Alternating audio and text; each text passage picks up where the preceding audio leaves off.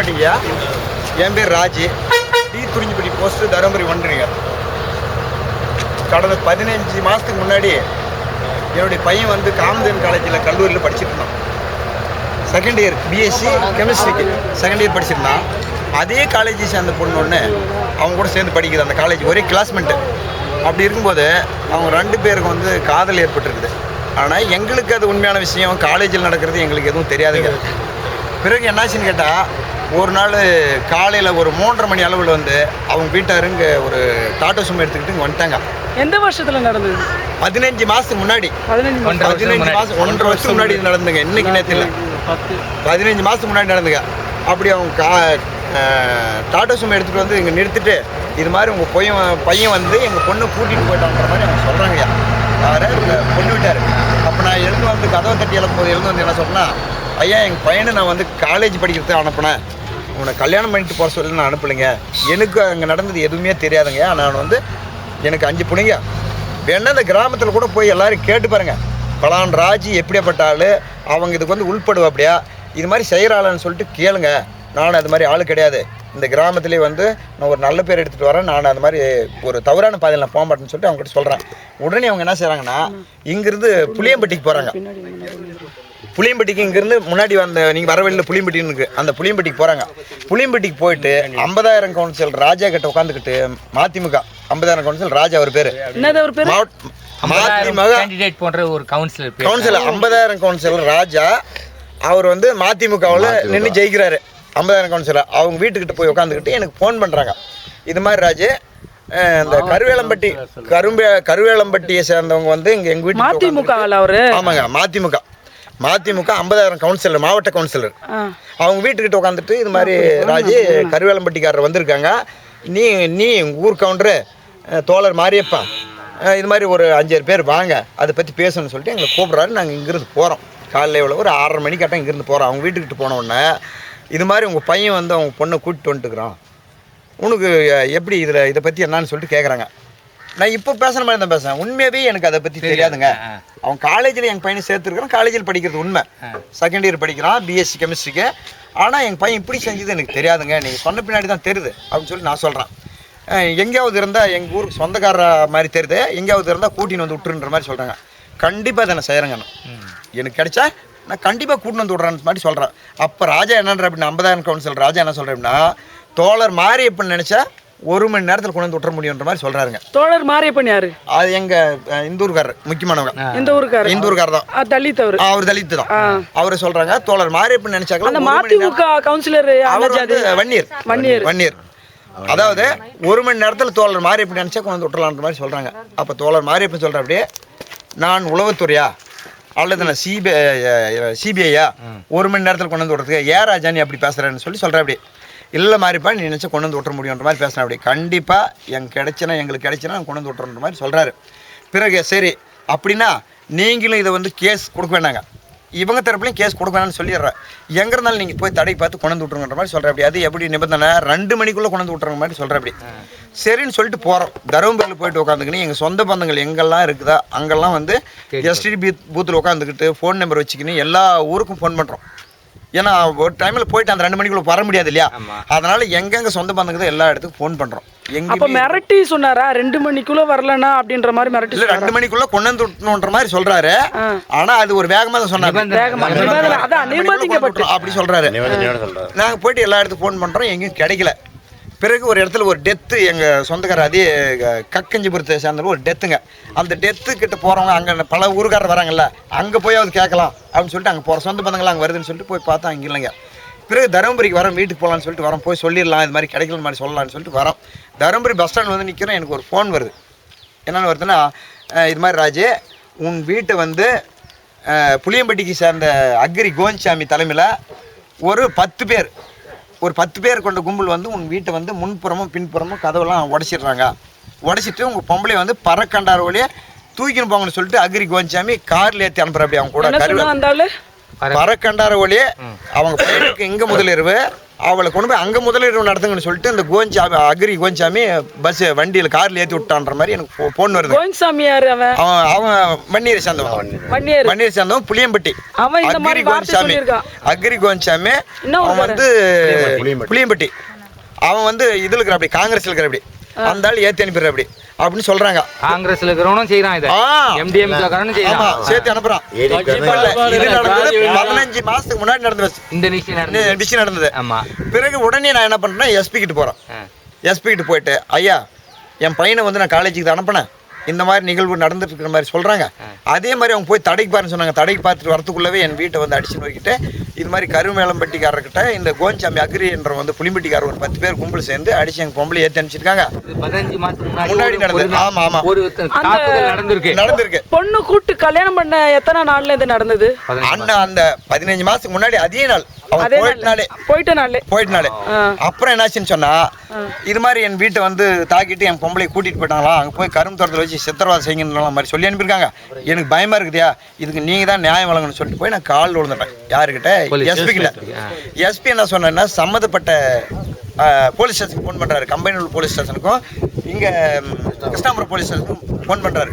Phone பண்ணி இது மாதிரி கருவேலம்பட்டியை சேர்ந்த ஊருக்காரர் வந்து அக்ரி கோவிந்தசாமி ஏற்றி அனுப்பிட்ட மாதிரி தகவல் சொல்கிறாங்க. இது என்னன்னு சொல்லிட்டு இமீடியட்டாக பாருங்கள். அப்படியே உண்மையாக நடந்திருந்தால் அவங்க மேலே வந்து வழக்கு பதிவு செய்யுங்க. என்ன பதிவுன்னா, பிசிஆர் கேஸில் உங்களுக்கு பதிவு செய்யுங்கன்னு சொல்லிட்டு அவர் சொல்கிறாரு.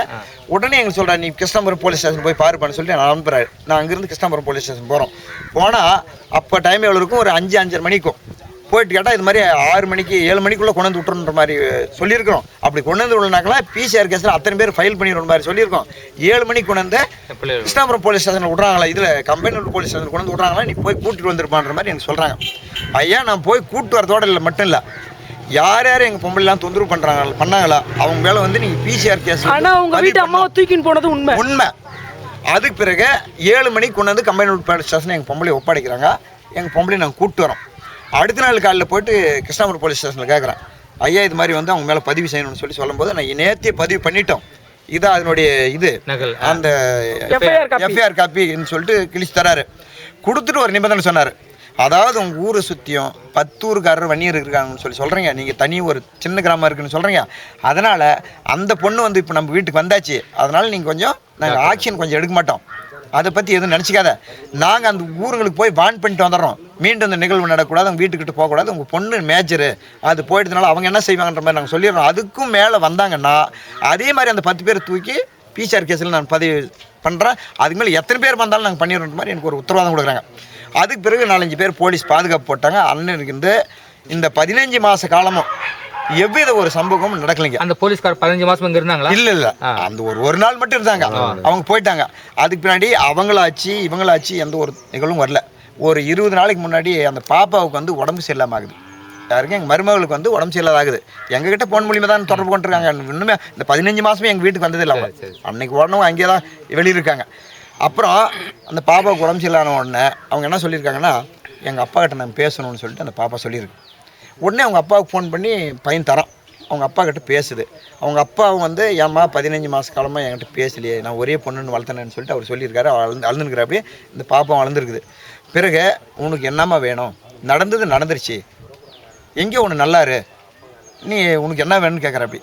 அப்போது என்ன சொல்கிறேன்னா, இது மாதிரி உனக்கு என்ன வேணும்னு கேட்கும்போது எனக்கு எதுவுமே வேணாப்பா, நீங்கள் நல்லா இருந்தால் போதும் அப்படின்னு சொல்லுது. இல்லைம்மா உனக்கு செஞ்சு நகை நெட்டெல்லாம் இருக்குது, உனக்கு வேணுமான்னு சொல்லிட்டு கேட்குறாரு. அப்போ அந்த பாப்பா என்ன சொல்லுனா, நான் கிளம்பு விட்டு போகும்போது 18 பவுன் நகை 85,000 ரொக்க பணம் எடுத்துன்னு போன்னு சொல்லிட்டு என் மேலே கேஸ் கொடுத்தீங்களாப்பா, நான் உண்மையாக அது மாதிரி எடுத்துகிட்டு போனேன், எதுக்கு எனக்கு பொய்யான ஒரு கேஸ் கொடுத்தீங்கன்ற மாதிரி சொல்லுது. அந்த சம்பவம் எனக்கு எதுவுமே தெரியாதும்மா, இது மாதிரி உங்கள் சித்தப்பா அந்த மாதிரி வந்து செஞ்சுட்ருக்காரு, நான் அதில் எதுவும் ஈடுபாடு இல்லைம்மா. கண்டிப்பாக அவர் பேர் எனக்கு தெரியலைங்க. அவங்க அந்த பாப்பாவுக்கு சித்துப்பா அப்படி சொல்லியிருக்காரு. இது எனக்கு எதுவுமே தெரியாதுமான்னு சொல்லிட்டு அவங்க அப்பா சொல்கிறாரு. மேலும் என்னன்றனா, உனக்கு என்ன வேணும்னு கேட்குறேன், எனக்கு எதுவும் வேணாப்பா, நான் நல்லா இருக்குன்னு சொல்லி நினைக்கிறேன்ல, எனக்கு அதே போதும். அதுக்கும் மேலே எனக்கு நீ மேலே செய்யணும்னு சொன்னால் என்னுடைய கம்யூனிட்டி சர்டிஃபிகேட்டு, ரெண்டாவது வந்து நம்மளுக்கு ரேஷன் கார்டு, இது 2 மட்டும் கொடுப்பேன், நான் கலப்பு திருமண சர்டிஃபிகேட் வாங்கி போஸ்டிங் வாங்கிக்கிறேன் அப்படின்னு சொல்லிட்டு அந்த பாப்பா சொல்லுது. அதே மாதிரி அவர் என்ன செய்யணும்னா, 5ஆம் தேதி தருமபுரியில் கொண்டு வந்து கொடுக்குறேன். உங்கள் வீட்டுக்கு நான் நேராக வர முடியாது, நீங்கள் ஒரு ஆள் விட்டு வாங்கிக்கோங்கன்னு சொல்லுங்கள், நான் யாருக்கிட்ட கொடுக்கணும்னு சொல்லுமோ அந்த ஆள்கிட்ட கொடுக்குன்னு சொல்கிறாரு. அதே மாதிரி இது மாதிரி என் குழந்தைனா இருக்கிறாரு, அவர் பேர் வந்து அன்பு ராமச்சந்திரா.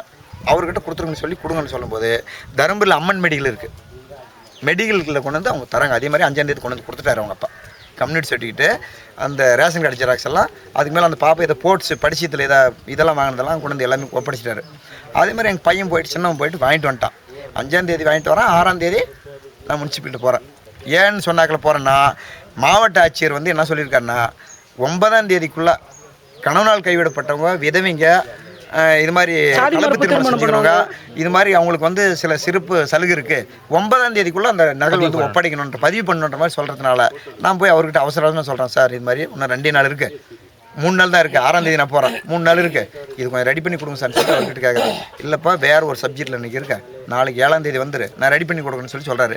7ஆம் தேதி போகிறேன், அதே மாதிரி அவர் வந்து பதிவு பண்ணி தராரு, முனிசிப் பண்ணி கொடுத்துட்டு ஆரோக்கிட்ட போய் வாங்கிக்கின்றாரு. ஐயா எனக்கு தெரியாதுங்க, மணி 5 மணி ஆச்சு, இன்னும் 2 நாள் இருக்குது, நீங்கள் ஏதாவது ரெடி பண்ணி கொடுங்க சார் சொல்லி கேட்கும்போது என்னை வண்டியில் உட்கார வச்சுட்டு போகிறாரு கூட போகிறாரு. புளியம்பட்டிக்கு நேராக போகிறோம், அவருக்கு ஒரு ஃபோன் வருதுன்னா இது மாதிரி வந்து நத்தங்கிராமம் வந்து பற்றி எரியுது, நத்தங்கிராமம் அந்த அன்றைக்கி 7ஆம் தேதி நத்தங்கிராமம் பற்றி எரியுது, நான் அங்கே இருக்கிறேன் பண்ணுற மாதிரி வந்து ஆரோக்கிய சொல்கிறாரு. அப்போ முனிசிபல் என்ன சொல்கிறாருன்னா நாம் இப்போ இதுக்கு போகிறோம், கலப்பு திருமணம் செஞ்சுட்டு போகிறோம், அங்கே நிகழ்வு நடக்கிறது என்னது இதே கலப்பு திருமணம், அதனால் ராஜு நீ அங்கே வேண்டாம், நான் மட்டும் போகிறது, நாளைக்கு மறுநாள் வாங்கிக்கலாம், நீ வீட்டுக்கு போகணும்னு சொல்லிட்டு என்னை அனுப்புகிறாரு. நான் வீட்டுக்கு வரேன். வீட்டுக்கு வந்தேன்னா அப்போ எவ்வளோ ஒரு 6:30 மணி, 6:45 மணிக்கு மேலே இருக்கும். நான் வீட்டுக்கு வந்து மாட்டுங்கெல்லாம் பிடிச்சி கட்டி நிற்கிறேன். எங்கள் ஊர் பொம்பளைங்க தருமபுரிக்கு கார வேலைக்கு போகிறாங்க, கார வேலைக்கு போயிட்டு வராங்க, அதே வழி தான் வராங்க, நாய்க்குங்கோட்டையில் இறங்கி இது வரைக்கும் நடந்தால் வரணும். அப்படி கொளுத்து வேலை செஞ்சுட்டு வராங்க. வரவங்க வந்து என்ன சொல்கிறாங்கன்னா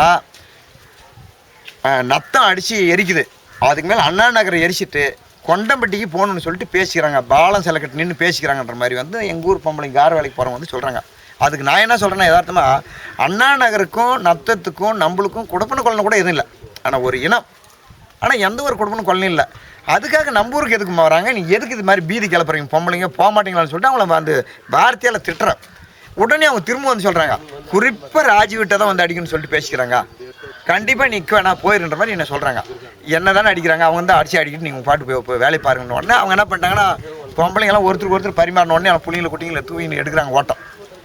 புள்ளிங்க குட்டிங்களாம் எடுத்துன்னு ஊர் அந்த கடைசிக்கு போகிறாங்க.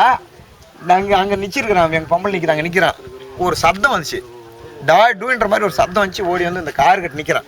இந்த கார் கட்டு நின்று திரும்பி பார்த்தோன்னா அங்கே ஒரு மரம் இருக்குது பாருங்கள், அந்த மரத்துக்கிட்ட டாரஸ் லாரி கொண்டு வந்து நிறுத்திட்டு எல்லாம் தப்பு துப்புன்னு எகிரி குதிக்கிறாங்க. எகிரி குதிச்சு அந்த பெட்ரோல் காரை முன்னாடி விட, அந்த பெட்ரோல் காரை முன்னாடி விடுறான்னு சொல்லிட்டு ஒரே சத்தம். கண்டாரோலி பசங்களை அடித்து கொளுத்துறா முதல் ராஜ்விட்ட கொளுத்துறா அப்படின்ற மாதிரி சத்தம் போடுறாங்க.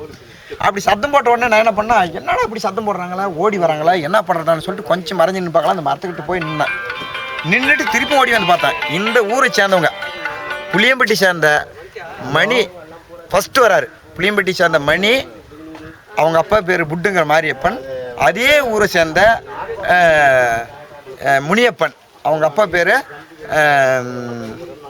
என்ன பாரு, அவங்க அப்பா பேர் நல்ல பேர் வேடியப்பன். முனியப்பன் அவங்க அப்பா பேர் வேடியப்பன். அதே போல் இந்த லலிதன் ஊரை சேர்ந்த அன்பு மகன் சிவராமன் காளியப்பன், அவங்க 2 பேரும் வந்து அம்புட்டு பசங்க. அந்த 2 பசங்களும் இந்த மணி என்பனும் அந்த முனியப்பன்ற 4 பேரும் வந்து முன்னாடி ஓடி வராங்க. ஃபஸ்ட்டு அந்த காருக்கும் முன்னால் வேகமாக ஓடி வராங்க. ஓடி வரதை பார்த்தா 4 பேர் நான் பார்த்துட்டேன். அதுக்கு பின்னாடி பார்த்தீங்கன்னா ரோடு ரப்பி வராங்க. ரோடு ரப்பி வரும்போது நம்ம ஒரு ஆள் நின்று ஆகுங்களா, என்னால் சமாளிக்க முடியல. என்னடா வேகமாக ஓடி வரேன்னு சொல்லிட்டு ஓடி போய்ட்டு ஒரு வீட்டுக்கு பின்னாடி நின்றுக்கணும். எங்கள் வீட்டுக்கு அந்த பக்கம் நான் நினச்சேன் உண்மை, இங்கே இருக்கிறவங்க அனைத்து பேருமே ஒரு நம்ம கூட உண்மையாக பழகினவங்க தான் அங்கே வந்து அதிகமாக வராங்க. நம்ம வீட்டில் சாப்பிட்டவங்களே கூட ஓரளவுக்கு வச்சுங்களா, அவங்களே வராங்க. அவனுக்கெல்லாம் வன்னீர் எல்லாருமே வன்னி நினச்சது. நம்ம வீட்டில் வந்து சாப்பிட்டுலாம் இருக்கு. ஏற்கனவே நம்ம ஊரில் அதாவது ஞாயிற்றுக்கிழமை கறி எடுத்தா கொஞ்சம் கூட நிற்காத வந்து சாப்பிட்டு போயிடுவாங்க, கூட இருந்து சாப்பிட்டு போயிடுவாங்க. மாட்டுக்கறி தான். ஆமாம், அது மாதிரி ஆளுங்க தான் வராங்க. மாட்டுக்கறி சாப்பிட்டவங்க சொல்லுங்க, முன்னாடி வந்து அதில் முழுமையாக நின்று கறி சாப்பிட்டு போனவங்க தான் ஓடி வராங்க. என்ன கறின்னு சொல்லுங்க, மாட்டுக்கறி சாப்பிட்டவங்க தான் உண்மையாக மாட்டுக்கறி தின்ற மாட்டுக்கறி கண்டிப்பாக எடுப்போம். அது வந்து சாப்பிட்டு தான் ஓடி வராங்க. அப்போ நான் என்ன பண்ணுறேன், ஓடி போய் வீட்டுக்கு முன்னாடி மறைஞ்சு நிற்கிறேன். மறைஞ்சு நின்று உடனே திபுன்னு வந்த உடனே நேராக வீட்டில் போடுறாங்க. பீரோ தட்டான்னு பீரோ உடைக்கிறாங்க. பீரோ உடச்சி ஒரு அந்த சவுண்டு அடங்கின உடனே அதில் இருக்கிறது நகை நட்டு நல்லது கெட்டது எல்லாமே எடுத்துக்கிறாங்க. நகை நட்டெல்லாம் எடுத்துக்கிட்டு வீட்டில் இருக்கிற வெங்கல பாத்திரம், வெள்ளி பாத்திரங்க, மற்றது வெங்கல பொருள் அனைத்து எடுத்து இதில் போட்டுக்கணும். அந்த லாரியில் போடுறான், அந்த லாரியில் போடுறான்னு சொல்லிட்டு சொல்கிறாங்க. அதெல்லாம் அதுக்கு மேலே நம்ம இதுக்கு இல்லை கேஸ் சிலிண்டர் அதெல்லாம் அழிக்கிறாங்க. அள்ளிக்கிட்டு அதுக்கு மேலே பெட்ரோல் குண்டை போட்டு டமான்னு ஒரு குப்பின்னு எரியுதுங்க. அதுக்கு மேலே நம்மளால நிற்க முடியல. அந்த இடத்துல எடுத்துட்டோம்.